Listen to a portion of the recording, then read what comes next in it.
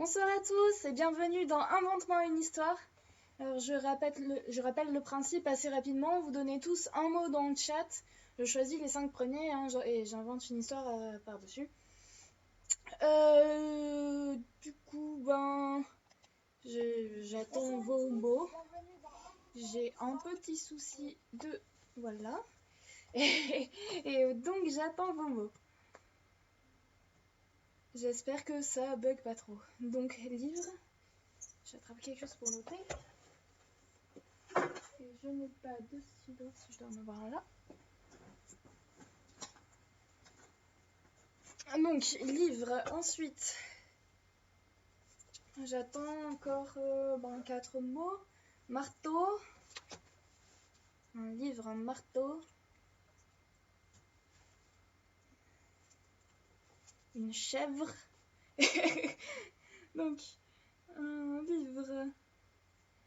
Un marteau. Une chèvre. Il m'en manque 2. Si vous voulez bien avoir l'aimabilité de m'en donner 2. Un rayon. Et une plèbe. Voyons. D'accord, je vais voir ce que je peux faire avec. Donc, livre, marteau, chèvre, rayon, plèbe. C'est merveilleux. Sur ce, je vous envoie le générique.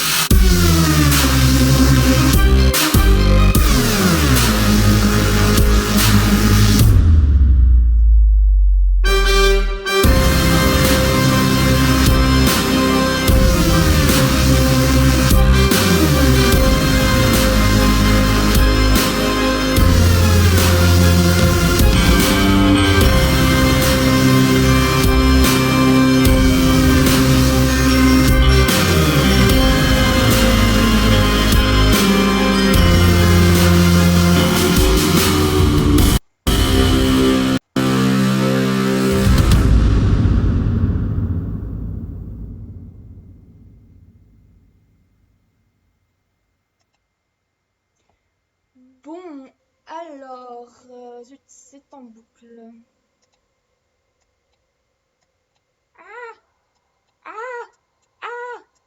C'est bon. Donc après cette galère, me revoilà. Alors, je rappelle les mots, livre, marteau, chèvre, rayon et plèbe.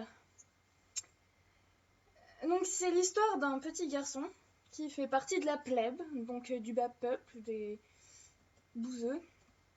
Et il vit avec sa chèvre, il subsiste en vendant le fromage qu'il fait avec son lait et en se nourrissant aussi de fromage et en essayant d'acheter d'autres choses avec le fromage qu'il vend.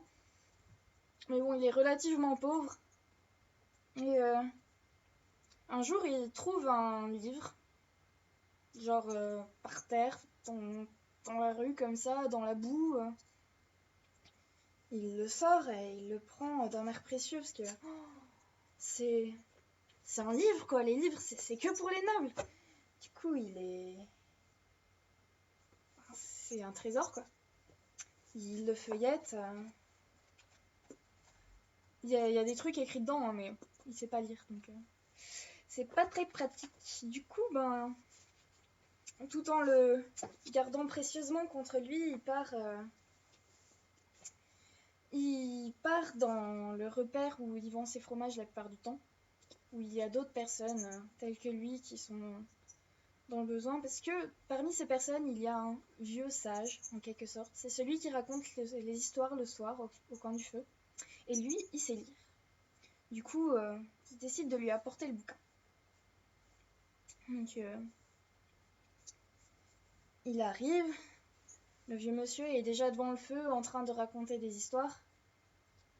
Donc en attendant, le petit garçon s'assied devant et finit d'écouter l'histoire à côté des autres.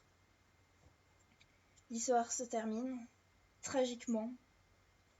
Le roi d'un certain pays, un tyran, se fait tuer d'un gros coup de marteau par le héros et tout finit bien. Tout le monde est ému, les larmes aux yeux, pardon. Et le petit garçon s'approche avec le livre.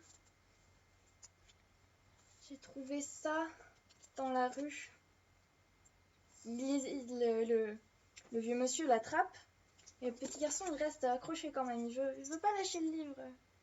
Ne t'inquiète pas, mon petit, je te le rends après. Donc, le vieil homme il attrape le livre et il ouvre la première page. Où est-ce que tu as trouvé ça, petit? Ben, dans la rue, là, derrière. Tu as trouvé ce livre dans une rue. Tu l'as pas volé. Non, non, je vous jure, il était... Je ne sais pas si tu sais, mon petit, mais il n'existe qu'un exemplaire de ce livre. Qu'un seul. Ce livre est le livre des prophéties. Des prophéties? Mais ça n'existe pas vraiment, les prophéties. Enfin, c'est dans les histoires, les prophéties. Oh, mon petit. Si tu savais. Enfin bon.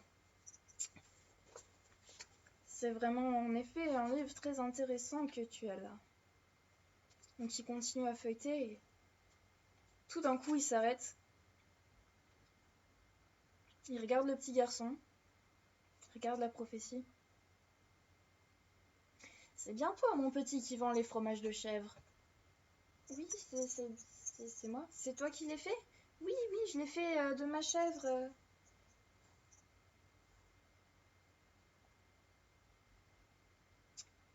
Je pense que nous devrions remettre ce bouquin dessus. Mais pourquoi? Qu'est-ce qu'il y a? Non, mais ce n'est pas grave. Je vais garder ce livre. Mais c'est mon livre. Vous avez dit que vous me le rendrez. Vous me le rendriez. Bon, de toute façon, tu sais pas lire. Tiens, prends-le. Alors, le petit garçon, il est un peu interloqué. Il essaye, mine de rien, de garder la page avec son doigt là où le vieil homme avait. Et il part à la recherche de quelqu'un d'autre qui sait lire. Il se dit, où est-ce qu'il y a des gens qui savent lire? Partout.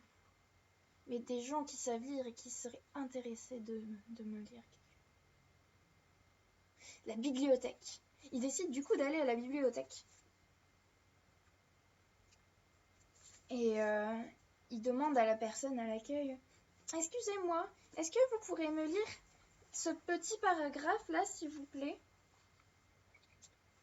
Alors, le jeune homme, il met ses binocles, il regarde. Oui, ça parle d'un petit garçon avec sa chèvre. Lorsque le petit garçon aura atteint l'âge et que la lune sera pleine, alors les rayons lui toucheront le front et le monde il gouvernera.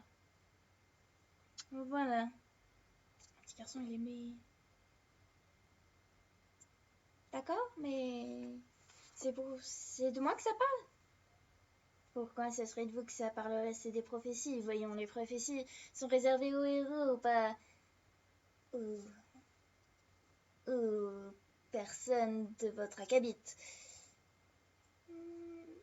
Le petit garçon, tout triste, il va pour attraper le livre et Le monsieur, il le récupère, il fait « Attendez, où est-ce que vous avez trouvé ça? C'est le livre des prophéties? Qu'est-ce que fait le livre des prophéties dans les mains d'un petit crasseux dans votre genre? » « Je l'ai trouvé. Je pense plutôt que vous l'avez volé. Garde, attrapez ce petit enfant. » Le petit garçon, il se taille bien en vitesse, il attrape sa chèvre, il monte sur son dos et hop, il se carapate de la ville et il va se cacher dans la forêt. Puis, quelques années plus tard, alors qu'il vient de finir ses fromages, la nuit est tombée, il regarde vers le ciel et la lune est pleine. Tout d'un coup, il y a un gros rayon qui l'englobe entièrement et il est soulevé dans les airs quelque peu. Il y a comme une lumière, comme un halo de lumière autour de lui. Et une voix lui dit « Ton temps est venu.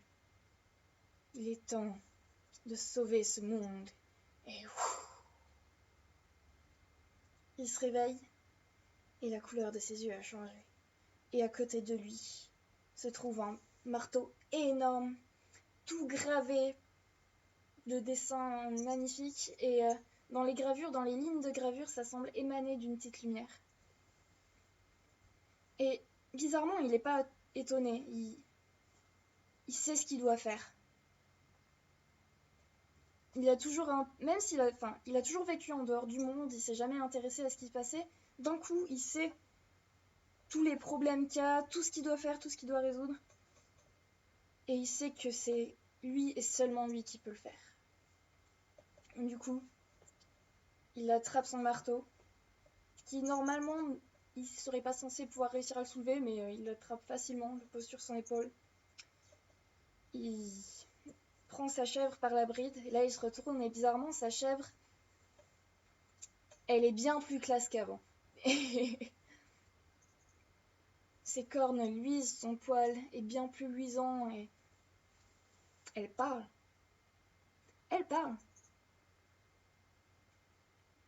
Nous voilà prêts, mon cher. Il est temps d'y aller. Il est temps. Et du coup, ils sortent de la forêt et s'en vont sauver le monde. Et la suite, un autre jour peut-être, plus tard, sait-on jamais. Ça pourrait être intéressant. Voilà. J'avouerai qu'en fait j'ai un peu inventé sur le tas parce que pendant le générique j'ai pas du tout réussi à trouver que ça, quoi que ce soit. Donc j'espère que ça vous a plu. Et puis j'espère que ça vous a plu. Je sais pas si vous avez des questions ou quoi que ce soit. C'est nul, il est pas mort. Comment ça? Mais non, il n'est pas mort. Enfin, on peut dire d'une certaine manière qu'il est mort. Son ancien lui est mort et c'est un nouveau lui qui est là maintenant. Vous voyez? Le poil luisant sur une chèvre, ça peut être classe, si. Enfin, ça dépend si c'est gras ou c'est... Quand je dis luisant, c'est qu'il y a de la lumière qui en émane, tu vois, genre... hop. Et donc la suite une prochaine fois. Bon, j'ai fait quelques bugs avec le générique au début, tout ça. J'espère que ça ne vous a pas dérangé. C'est les aléas du direct, on va dire ça comme ça. Et puis... Voilà. Je regarde si vous n'aviez pas des questions dans une mort spirituelle, si on veut. Ah! J'ai perdu ma souris. Hop. Alors, est-ce que vous avez posé des questions pendant le live ou pas? Non. Si j'arrive à... J'abandonne en fait. Bref, donc j'espère que ça vous a plu et puis du coup, à la semaine prochaine pour un nouveau live. Voilà! Bye bye! Stop, c'est là, stop.